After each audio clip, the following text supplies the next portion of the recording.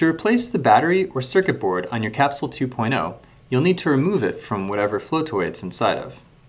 If it was inside of a pod, you'll need to remove the C-ring. Locate the seam on the edge of the C-ring and push up next to it. This should cause the C-ring to pop off. You can then split open the capsule shell. There's an O-ring holding the other end closed.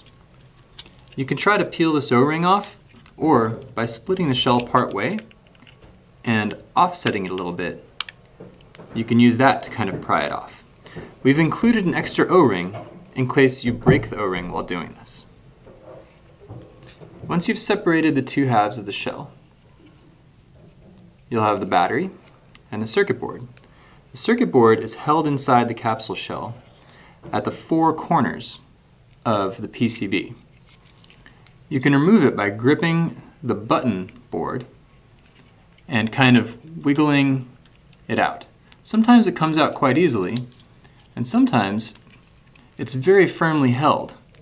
And it's not actually the button board that's held, it's the circuit board held at these four corners. But to get it out, you can use pliers to grip the button board itself. It's very strong. Grip it firmly and wiggle in this direction. Don't wiggle it in this direction. Don't try and lever it out. And you definitely don't want to try and pry the circuit board out while the button board is still inside. So always pull at the button board in order to remove the capsule PCB from the shell. Once you've removed that, you've basically got the PCB and the battery. The battery on the capsule 2.0 is connected to the PCB with a little connector, which is also glued down for extra security. The glue that we use is a soft silicone glue so that you can actually fairly easily just peel it off the board. So I've disconnected the connector. I could put this back together now and it would still work, and that connector would hold up during most use, but during really hard impacts it's possible for it to come loose, and so we've glued it down. This also provides some strain relief for the wires so that every time your poi hits something and the wires flex a little bit, they're not flexing every time at the kind of strain point where they exit the connector, because they'll always bend right there at that stress point. So instead there's some soft glue across them that helps distribute that force.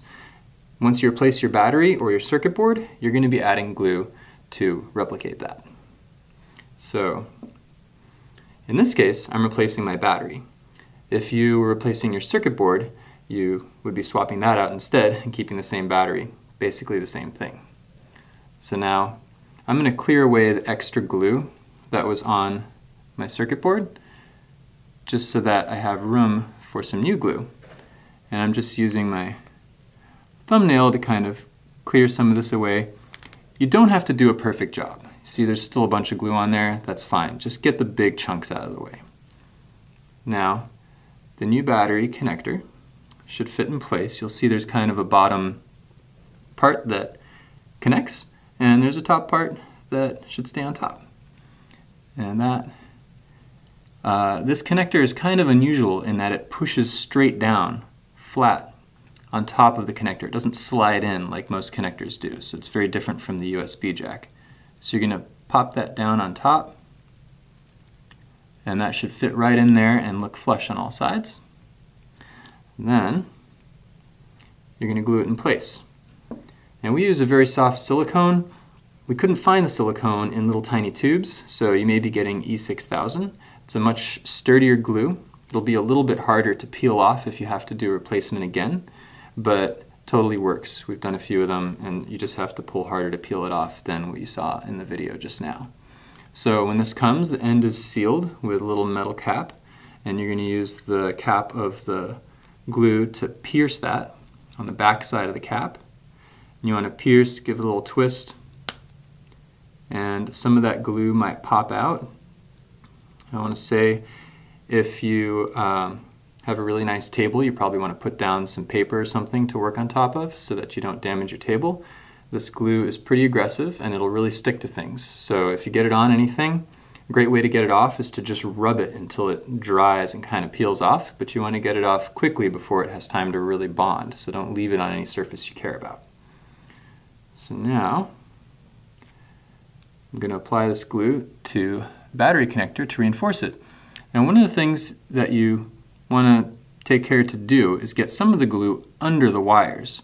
One way to do that is to peel the wires up and put a little glue under there, but it's very easy to pop the connector off, so I'm actually not going to recommend that you do it that way.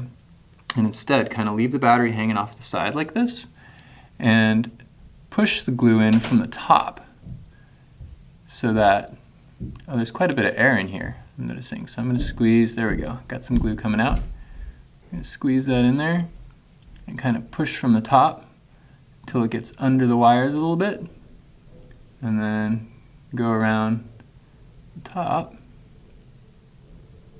and just get some glue on there. There we go. So I'm going to put the cap back on the glue and put this aside somewhere to dry. I would recommend letting it dry overnight before you put it back in the capsule.